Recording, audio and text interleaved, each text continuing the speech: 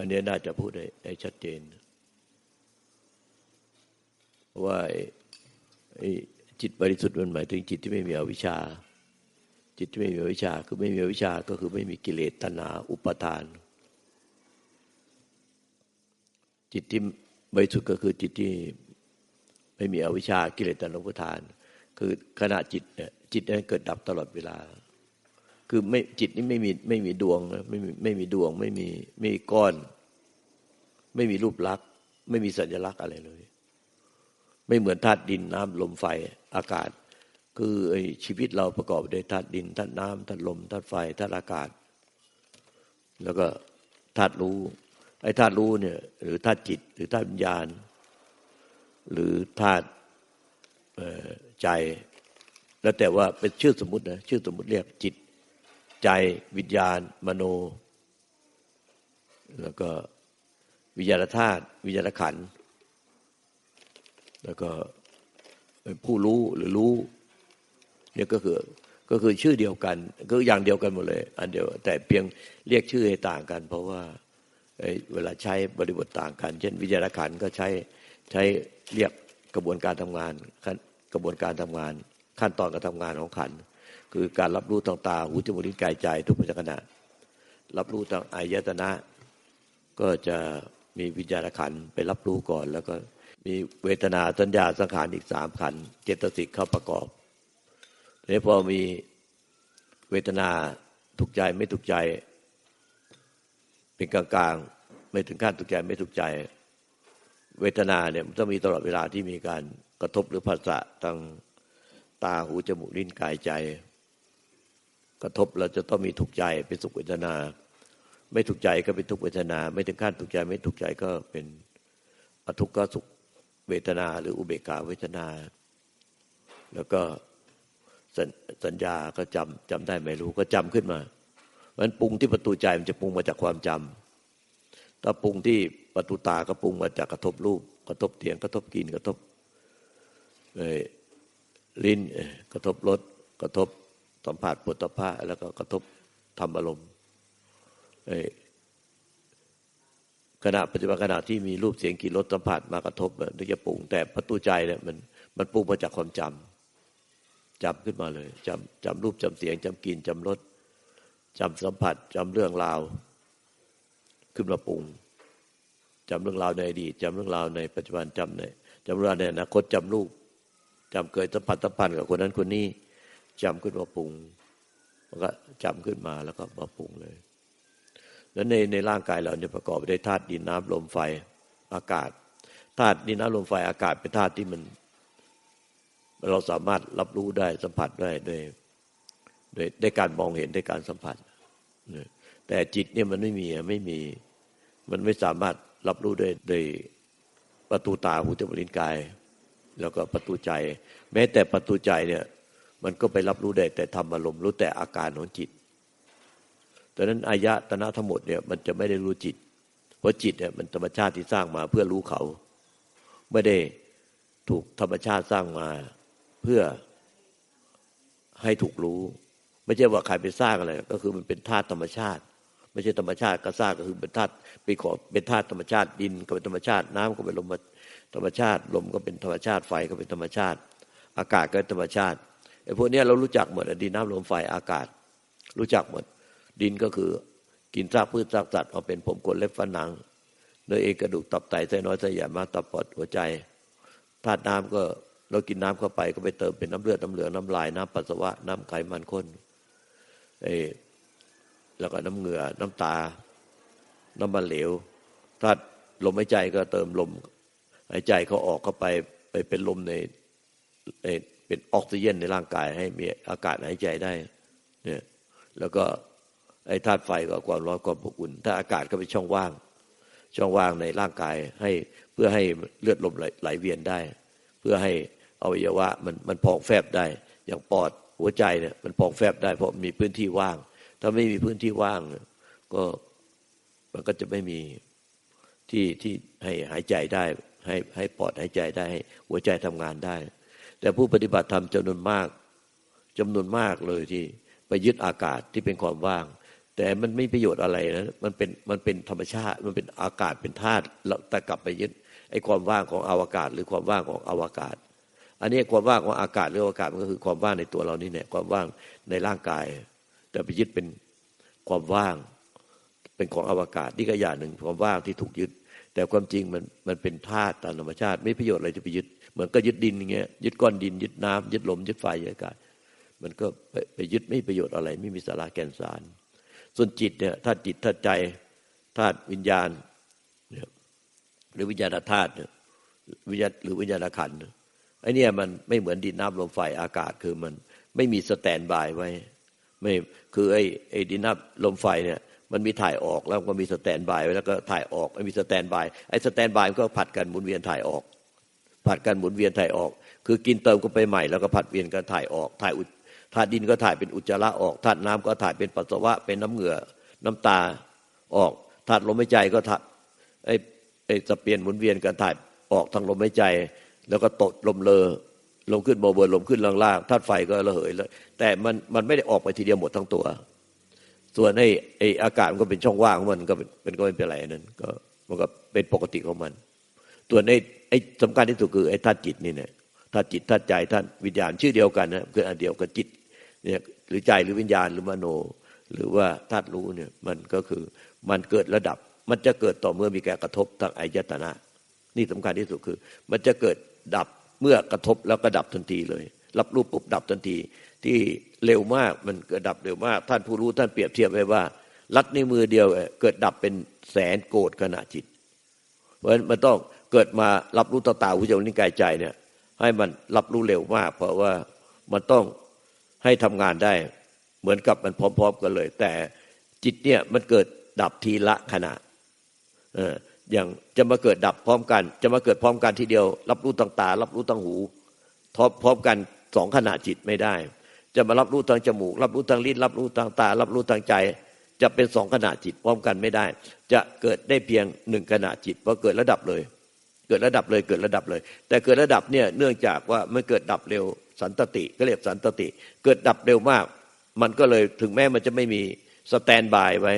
เหมือนกับเป็นธาตุดินน้ำลมไฟที่สแตนบายเกิดดับแต่เนื่องจากมันเกิดดับเร็วมากมันเป็นสันตติจึงทำให้ชีวิตเนี่ยมันสืบต่อเป็นสันตติได้ชีวิตยังไม่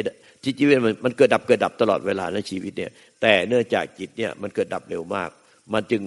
มันไม่ทันตายก็มันก็เกิดทันทีตายแล้วเกิดทันทีตายแล้วเกิดทันทีเนี่ย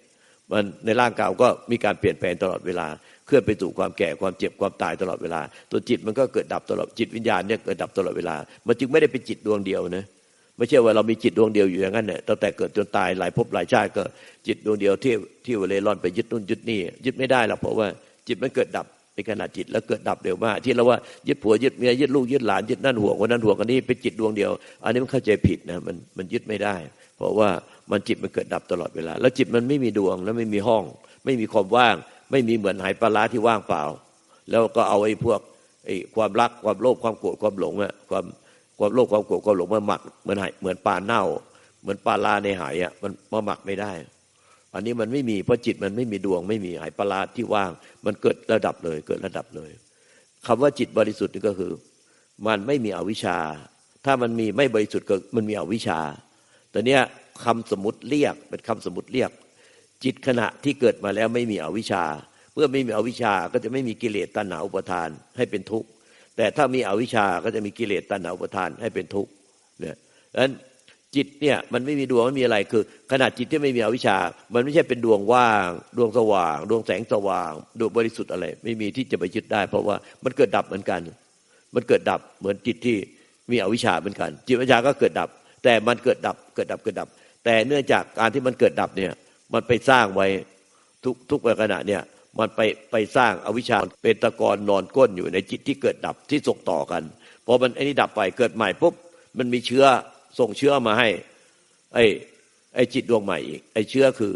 อวิชชาอนุสัยอาสวะอวิชชาอนุสัยอาสวะมันส่งเชื้อมาเห็นสิ่งที่ยึดในจิตอวิชชาอนุสัยอาสวะอวิชชาอนุสัยอาสวะพอจิตของพระพุทธเจ้าพระอรหันตสาวกอ่ะพระปัจเจกพุทธเจ้าไม่มีอวิชชานุสัยอาสวะแล้วจะไม่เจออะไรเลยจะไม่มีอะไรเลยไม่พบอะไรได้เลยไอ้ที่มีตัวเขาเป็นตัวเล็กๆ อยู่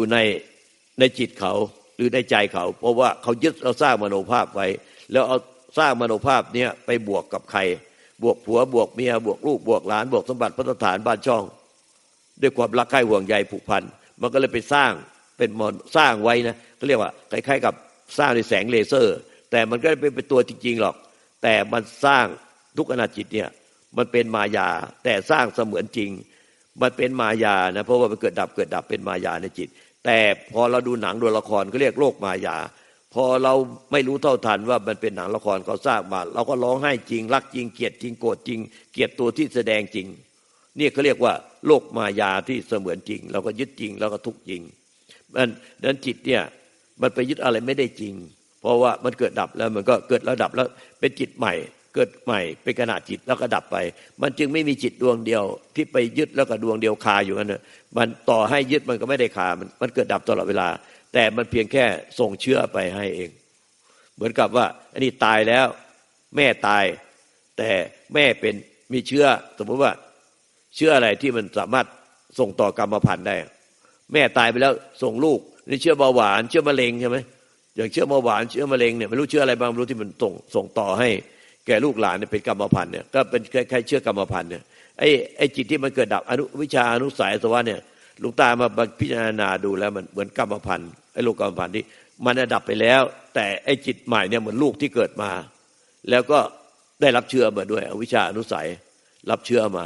ดังนั้นเชื้อมันจะแรงกว่าแม่มันหรือไม่ก็มันก็มาสร้างใหม่อีกถ้ามันมาไอ้ลูกมันเนี่ยมาเกิดมาแล้วมันได้รับเชื้อใหม่สร้างใหม่มันก็ได้รับแรงกว่าคือมันได้รับเชื้อ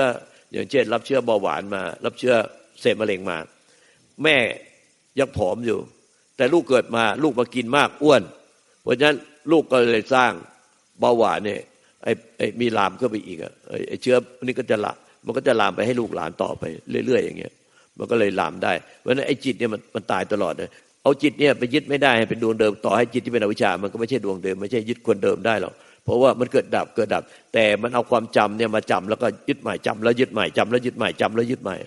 จำขึ้นมาแล้วยึดใหม่มันคือมันกระทบใหม่กระทบใหม่กระทบใหม่จิตก็เกิดใหม่เป็นขณะดังนั้นจิตที่มีอวิชชาจึงไม่ได้เป็นจิตดวงเดียวจิตที่เป็นจิตที่มีอวิชชาที่เรียกว่าจิตบริสุทธิ์ก็ไม่ใช่เป็นจิตที่ใสเราว่างเป็นห้องว่างแล้วก็หรือว่าจิตของเรามันถากออกไปแล้วก็เป็นความว่างแล้วไปเป็นความว่างหนึ่งเดียวกับอวกาศอันเนี้ยมันไม่ใช่มันเป็นมโนเหมือนดาราที่เวลาเขาจะเข้าถ่ายทำภาพยนตร์เวลาเขาจะเอาพอบอกว่าจะถ่ายทำพอแอคชั่นปุ๊บดาราเขาก็ร้องไห้บิ้วหรือหัวเราะอย่างเงี้ยเขาก็กอดกันจูบกันหรือว่าร้องไห้ตีกันร้องไห้เลยก็นึกก็บิ้วได้เลยเหมือนกันไอ้เนี้ยไอ้ที่เราจำขึ้นมาบิ้วต้องรักความชังต้องผัวอยากให้ลูกมาฟังหลวงตาอยากให้ผัวมาฟังหลวงตาร้องห่มร้องไห้เนี่ยไอ้นี่มันบิ้วอารมณ์ขึ้นมามันบิ้วมันไม่ใช่ของจริงมันบิ้วอารมณ์ขึ้นมามันบิ้วขึ้นมาคือเข้าฉากหนังบ่อยๆแล้วก็บิ้วแล้วก็เสมือนจริงตัวเองแสดงเองแล้วก็บิ้วเองไม่มันไม่ใช่มันคือจิตเนี่ยมันมีขณะจิตเดียวแล้วก็มันก็ดับไปเลยดับไปเลยดังนั้นไม่มีทั้งจิตอวิชชาที่ค้างอยู่ไม่มีจิตบริสุทธิ์ที่ค้างอยู่พระอรหันต์สาวกพ่อแม่ครูอาจารย์ทั้งหลายมีแต่ขันธ์ห้านั้นยังไม่ตายอ่ะไอ้ขันธ์ห้าเนี่ยไม่ตายเวลาท่านมีความคิดถึงตอมปรุงแต่งอะไรในใจอ่ะมันก็เป็นคลื่นพลังงานในความไม่มีอะไรหายไปเลยมันเกิดขึ้นมาในความไม่มีอะไรหายไปเลยเนี่ยมันก็คือเป็นอย่างเงี้ยตลอดเวลาท่านมีตัวตนแล้วไปยึดอะไรอยู่มีอารมณ์อะไรอยู่มีความคิดอะไรอยู่ไม่รู้ว่าคิดอะไรเลยเพราะว่าไอ้คลื่นเนี่ยมันเป็นแค่มายามันเป็นแค่เหมือนกับฉายแสงไอ้เครื่องโปรเจคเตอร์ฉายขึ้นฟ้าพอเครื่องโปรเจคเตอร์ฉายขึ้นฟ้ามันจะอ่านว่าไอ้เครื่องโปรเจคเตอร์ที่ฉายหนังขึ้นฟ้าฉายหนังเรื่องอะไรมันไม่มีจอรับภาพคือเอาวิชากิเลสตัณหาอุปาทานที่ไปยึดเนี่ยไม่เป็นจอรับภาพมันไม่มีก็ไปอ่านก็อ่านไม่ออกเพราะไม่มีจอรับภาพเอาวิชากิเลสตัณหาอุปาทานที่มารับภาพไว้เลยก็อ่านไม่ออกว่าท่านมีความคิดมีอารมณ์มีอะไรเรื่องราวอะไรเพียงแค่ก็ฉายไปมีแสงแล้วก็มีแวบในแสงคือว่าไอ้ข้อมูลที่ฉายขึ้นฟ้าแต่อ่านไม่ออกแล้วไม่มีตัวยึดไว้เวลาพอตายแล้วธาตุขันธ์แตกดับคือดับขันธ์ปรินิพพานเป็นอนุปาทิเสสนิพพาน พวกที่มาเอาวิญญาณไปก็ไม่หาไม่เจอพวกในนิราบาลเนี่ยก็จะเอาไปก็มาหาไม่เจอแล้วเพราะว่าพอดับปุ๊บเครื่องโปรเจคเตอร์แตกดับคือตายไอ้เครื่องฉายตายไอ้ข้อมูลก็ดับไปคือข้อมูลเป็นนามไอ้เครื่องโปรเจคเตอร์เป็นรูปนามขันธ์ห้าเหมือนเครื่องโปรเจคเตอร์ดับแล้วมันก็ไม่ได้ฉายขึ้นฟ้าอีกแล้วเพราะว่าไม่มีแต่คนทั่วไปอ่ะเวลาพอมีความรู้สึกนึกคิดอารมณ์ถูกการทบต่อตาหูจมูกลิ้นกายใจมันจะมีจอรับภาพคือจอรับภาพคืออวิชชาคือเราอวิชชาเนี่ยคือเรากับของเราไปยึดเป็นเรากับของเราของเรามันก็สร้างจอรับภาพแล้วก็สั่งสมไว้ในจอรับภาพไปเนี่ยสั่งสมไว้ว่าเราเล่นอะไรมาบ้างเราดูอะไรมาบ้างเรากระทบอะไรมาบ้างแล้วเกิดกระทบทุกไปอย่างนั้นเกิดอวิชชากิเลสตัณหาอุปาทานอวิชชากิเลสตัณหาอุปาทานและทุกข์อวิชชากิเลสตัณหาอุปาทานดังนั้นไอ้กิเลสราคะโทสะโมหะความโลภความโกรธความหลงเนี่ยมันจะเกิดขึ้นมาขณะที่กระทบแต่หนึ่งขณะจิตแล้วก็ดับไปแต่มันไม่ใช่ว่าเป็นก้อนเป็นดวงถึงแม้จะเป็นอวิชชาแล้วเป็นก้อนเป็นดวงเดียวเราสามารถยึดได้มันก็ตายเกิดตายแต่มันส่งเชื้อมาให้ไอ้ลูกเหมือนกับเป็นเชื้อไอ้มะเร็งเชื้อไอ้เบาหวานแต่แม่มันตายแล้วทุกปัจจุบันแม่มันตายแม่มันตายไปไอ้จิตเดิมมาแม่มันตายมันไม่เหลือจิตเดิมที่ขาไว้ไอ้ที่เราไปยึดนู่นยึดนี่ได้มันเป็นความหลงมันไม่เข้าใจมันหลงผิดเป็นอวิชชามิจฉาทิฏฐิความหลงผิดว่ายึดได้เป็นตัวเป็นตนจริงๆเรียกเรามิจฉาทิฏฐิมิจฉาทิฏฐิคือมีเห็นผิดเป็นชอบสิ่งใดที่มันไม่เที่ยงแต่เรากลับเห็นว่าเที่ยงสิ่งใดที่มันเป็นทุกข์กลับเห็นว่าเป็นสุขเนี่ยสามีรักเรามากลูกรักเรามากเราน่ารักที่สุดสามีน่ารักที่สุดลูกหลานน่ารักที่สุดมันก็ตอนนี้ไอ้สิ่งที่มันยึดไม่ได้เราเห็นว่ายึดได้จริงไม่เที่ยงเราเห็นว่าเที่ยงยึดได้สิ่งที่เป็นทุกข์เห็นว่าเป็นสุขสิ่งที่ไม่ใช่อัตตาตัวตนเห็นว่าเป็นอัตตาตัวตนเนี่ยสิ่งที่ไม่สวยไม่งามไม่หล่อเราเห็นว่าเป็นของสวยของงามของหล่อไม่เห็นว่าเป็นของที่ไม่เที่ยงของเสื่อมโทรมของเคลื่อนไปสู่ความแก่ความเจ็บความตายความพัดพลาดตลอดเวลาไม่มีเวลาหยุดพักความเห็นผิดอย่างนี้เรียกว่าวิปลาสเนี่ยทิฏฐิวิปลาสมีความเห็นวิปลาสในทิฏฐิวิปลาสจิตวิปลาสเนี่ยจิตมันเลยวิปลาสไปตามความเห็นเนี่ยทิฏฐิวิปลาสจิตวิปลาสความเห็นวิปลาสเห็นผิดจากความจริงเห็นผิดจากเห็นจิโกงจักเป็นดอกบัวเนี่ยทิฏฐิเนี่ยยึดถือทิฏฐิความเห็นตัวเองทิฏฐิวิปลาสจิตวิปลาสเนี่ยมีความเห็นผิดเนี่ยมานะทิฏฐิเนี่ยยืนยันคิดอะไรแล้วก็ยืนยันความคิดเห็นของตัวเองทิฏฐิมานะคิดอะไรก็ยืนยันว่าต้องเป็นอย่างนั้นเพราะเชื่อในสิ่งที่เห็นได้ยินได้กลิ่นรู้รสรู้สัมผัสที่มีความรู้สึกนึกคิดอารมณ์มาแล้วก็เชื่อเป็นเช่นนั้นจริงๆที่ว่าพอกระทบแล้วมีเจตสิกมาปรุงแต่งแล้วก็เชื่อเช่นนั้นจริงๆก็เป็นอวิชชานุสัยอาสวะเพิ่มพูนขึ้นเป็นกิเลสตัณหาเพิ่มพูนมันจะเป็นอวิชชานุสัยอาสวะอะไรที่เกิดขึ้นมาในจิตที่มีเชื้อมาจากจิตที่ส่งต่อกันมาก็มันก็เป็นสิ่งที่เกิดเองดับเองเกิดเองดับเองไม่ได้เราเป็นคนทำเกิดและเราไม่ได้เป็นคนทำดับแล้วก็ไม่สามารถยึดมั่นถือมั่นได้ให้ยืนพื้นในใจอยู่อย่างเนี้ยโยนิโสมนสิการไว้ในใจให้มีความรู้สึกไว้เงี้ยในใจไม่งอนแง่นคอนแคลนเลยว่าสิ่งใดเกิดสิ่งนั้นย่อมดับไปเป็นธรรมดายังกินจิสมุทัยะธัมมังสัพพันตังนิโรธธัมมันติสิ่งใดสิ่งหนึ่งที่เกิดขึ้นได้ที่ปรากฏขึ้นได้สิ่งที่มีขึ้นมาจากไม่มีแล้วมีขึ้นมาที่ปรากฏขึ้นมากระเพื่อมขึ้นมาไหวขึ้นมามีอาการขึ้นมามีกิริยาขึ้นมาน้อยหนึ่งนิดหนึ่งปรมาณูหนึ่งก็เป็นสิ่งเกิดดับหมดไม่มีอะไรที่เป็นตัวเราเป็นของเราไม่มีอะไรที่เป็นของคงที่ยังกินจิสมุทัยะธัมมังสัพพันตังนิโรธธัมมันติสิ่งใดสิ่งหนึ่งมีความเกิดขึ้นมาเป็นธรรมดาสิ่งทั้งหมดนั้นย่อมดับไปเป็นธรรมดาจึงไม่มีอะไรเป็นตัวเราเป็นของเราที่ยึดมั่นไว้ได้จริงแต่ความเห็นผิดวิปลาสไปจึงคิดว่ามันยึดได้เพราะเนี้ยมันเกิดขึ้นแต่ละขณะพอยืนพื้นไว้ในใจไม่งอนแง่นคอนแกนเนี่ยโยนิโสมนสิการรู้สึกไว้ในใจไว้อย่างนี้โดยแยบคายโดยตลอดเวลาอย่างต่อเนื่องไม่ขาดสายเนี่ยที่ตัดไว้ในพระไตรปิฎกว่า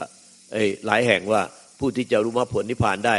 หนึ่งต้องมีกัลยาณมิตรที่เป็นเลิศจริงๆกัลยาณมิตรที่เป็นพ่อแม่ครูบาอาจารย์ที่ท่านรู้จริงเห็นจริงเป็นจริงแล้วก็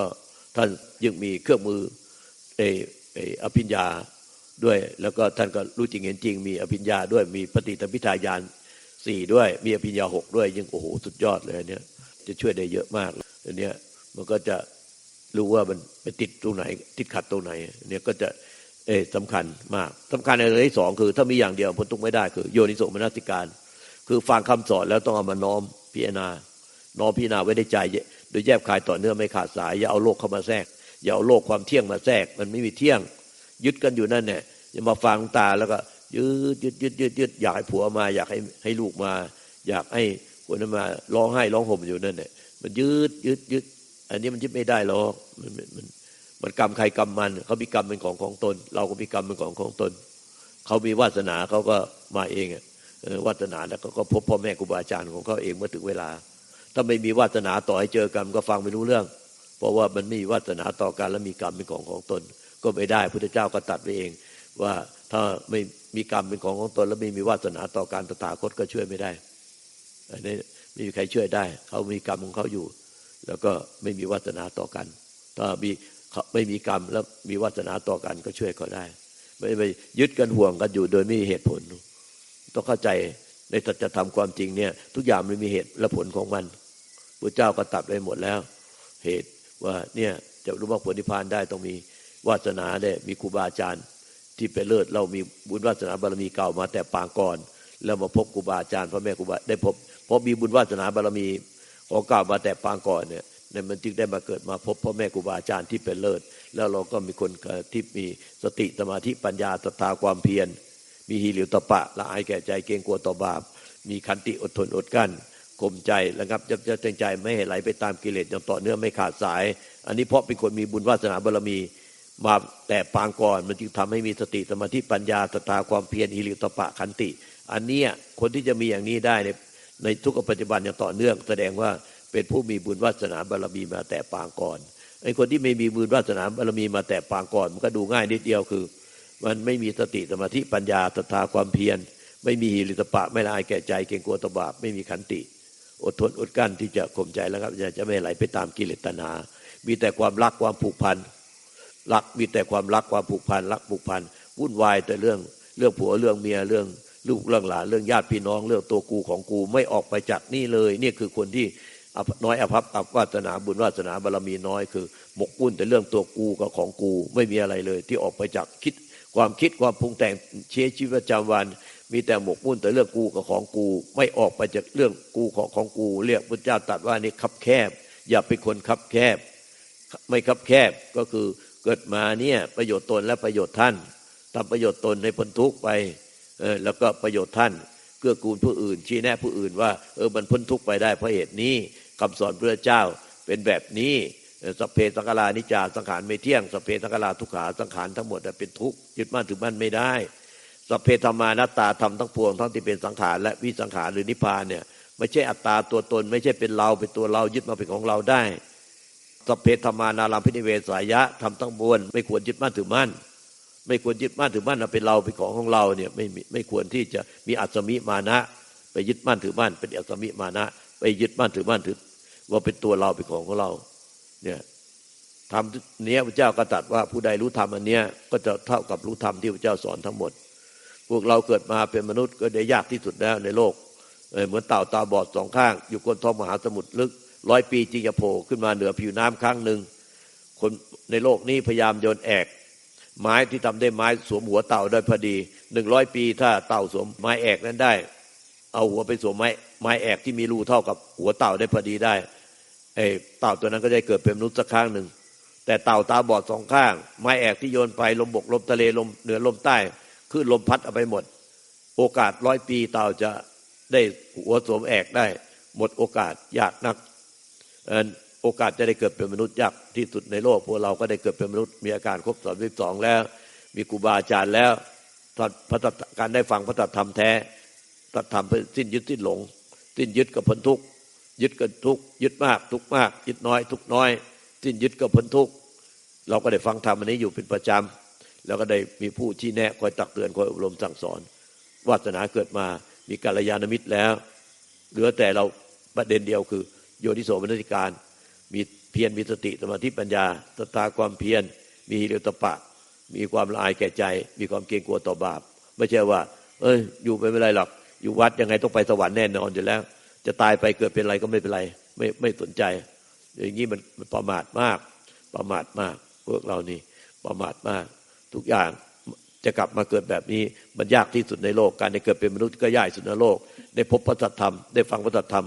ก็ยากที่สุดในโลก จะมีพ่อแม่ครูบาอาจารย์ช่วยชี้แนะอบรมสั่งสอนเตือนแล้วเตือนอีกว่าแล้วว่าอีกก็ยากที่สุดในโลก3อย่างนี้มารวมที่ท่านหมดเลยในปัจจุบันแต่เป็นโมฆะที่พระเจ้าตรัสว่าพระที่บวชมาแล้วไม่ประพฤติปฏิบัติธรรมว่าโมฆะบุรุษนี่ถ้าเป็นสตรีผมกล่าวว่าโมฆะสตรีโมฆะบุรุษโมฆะสตรีประนามต่อหน้าหมู่มากเลยภิกษุภิกษุณีอุบาสกอุบาสิกาว่าเลยนี่เรียกมาสอบสวนแล้วว่าเลยว่าทำจริงอย่างนี้หรือเปล่าถ้าทำจริงอย่างนี้ไม่สนใจฝ่ายประพฤติปฏิบัติเรียกว่าโมฆะเนี่ยโมฆะเป็นคนโมฆะเกิดมาเป็นโมฆะมีความประมาทมากเนี่ยได้ตักเตือนอยู่เป็นประจำจนถึงวาระสุดท้ายเรียกว่าปัจฉิมโอวาทว่าดูก่อนภิกษุทั้งหลายสังขารมีความสิ้นไปเสื่อมไปตลอดเวลาท่านทั้งหลายอย่ามัวประมาทอยู่เร่งทำความเพียรให้ถึงพร้อมเถิดเนี่ยแล้วก็เมื่อถึงพร้อมแล้วพ้นทุกข์แล้วมันรู้จริงเห็นจริงแล้วมันก็จะได้เกื้อกูลช่วยเหลือคนอื่นได้มากมายทั้งมนุษย์และอมนุษย์เทพเทวดาอินพรหมยมยักษ์นาคุตมนุษย์คนทันสรรพสัตว์ทั้งหลายอธิษฐานจิตให้ดังกึกก้องไปทั่วอนันตจักรวาลให้การสอนธรรมชี้ธรรมแต่ละขณะจิตแต่ละครั้งให้ดังไปทั่วให้ได้ยินไปทั่วให้รู้ไปทั่วเป็นธรรมถ่ายทอดพระตธรรมแท้จากจิตสู่จิตแล้วก็ญาติพระพุทธพระธรรมพระยสงฆ์พระแม่ครูบาอาจารย์ด้วยพุทธานุภาพธรรมสังฆานุภาพนะพุทธบารมีธรรมบารมีสังฆบารมีที่มีมาแล้วในอดีตในปัจจุบันในอนาคตไม่ว่าจะอยู่ใกล้หรือไกลเพียงใดทุกทิศทุกทางไม่มีขอบเขตไม่มีที่สุดมารวมกับบุญบารมีที่ข้าพุทธเจ้าได้กระทำมาแล้วทั้งหมดขอญาติถ่ายทอดพระธรรมแท้พระธรรมอันบริสุทธิ์จากจิตสู่จิตไม่ว่าจะให้แก่ข้าพเจ้าและเหล่าสรรพสัตว์ทั้งหลายทั้งปวงไม่ว่าจะอยู่ภพภูมิใดโลกธาตุใดอนันตจักรวาลใดไม่ว่าจะเป็นมนุษย์ก็ดีไม่ใช่มนุษย์ก็ดีตลอดเต็มเทศเวดาอินพรหมยมยักษ์นาคุตมนุษย์คนทันสรรพสัตว์ทั้งหมดขอให้พ้นจากทุกขติภพให้พ้นจากทุกจงอโหสิกรรมซึ่งกันและกันอย่าได้ผูกพยาบาทอาฆาตจองเวรจองกรรมซึ่งกันและกันอีกเลยอย่าได้เบียดเบียนซึ่งกันและกันอีกเลยจงรู้จักรักษาตนให้พ้นจากทุกภัยทั้งสิ้นขอให้เกิดสติสมาธิปัญญาเป็นสัมมาทิฏฐิดับมิจฉาทิฏฐิอวิชชากิเลสตัณหาอุปาทานสังโยชน์ทั้งหมดโดยถาวรสิ้นเชิงตั้งแต่บัดนี้เป็นต้นไปด้วยเถิดแล้วทุกครั้งที่อธิษฐานเนี่ยไม่ใช่ว่าหลายคนก็บอกว่าเราต้องไปเป็นพระพุทธเจ้าเป็นพระโพธิสัตว์ให้คนอื่นเขาบรรลุนิพพานไปก่อนจนหมดให้ดวงจิตวิญญาณทุกดวงในจักรวาลนี้บรรลุไปหมดเราจะเป็นพระพุทธเจ้าองค์สุดท้ายตรัสรู้เป็นองค์สุดท้ายให้เขาก่อนเราที่หลังหรือไม่ใช่ว่าพวกที่ปรารถนานิพพานก็อธิษฐานว่าขอให้เรานิพพานก่อนแล้วเราจะไปเชื่อคนอื่นที่หลังมันอย่างนี้มันเป็นทิฏฐิมานะเป็นอวิชชาเนี่ยมันยึดมั่นถือมั่นเป็นอสมิมานะเป็นตัวเป็นตนไม่มีเราก่อนเขาหลังไม่มีเขาก่อนเราหลังไม่มีทั้งเราก่อนเขาหลังคือน้อมอธิษฐานเมื่อกี้เนี่ยที่สอนเนี่ยท่านฟังก็คือให้แก่ข้าพเจ้าและสรรพสัตว์ทั้งหลายให้พ้นทุกข์ไปด้วยกันเลยโดยพบเพียงกันแต่ใครจะได้พ้นทุกข์ไปในเวลาไหนก็อยู่ที่บุญและบาปกรรมดีและกรรมชั่วที่เขาได้ทำมาแต่เราเวลาเราอธิษฐานน่ะก็ให้อธิษฐานไปเสมอภาคกันทั้งเราและเขาไม่ใช่แบ่งว่าเขาก่อนเราที่หลังหรือเราก่อนเราตรัสรู้ก่อนเขาตรัสรู้ที่หลังให้มันเสมอภาคไปเลยให้น้อม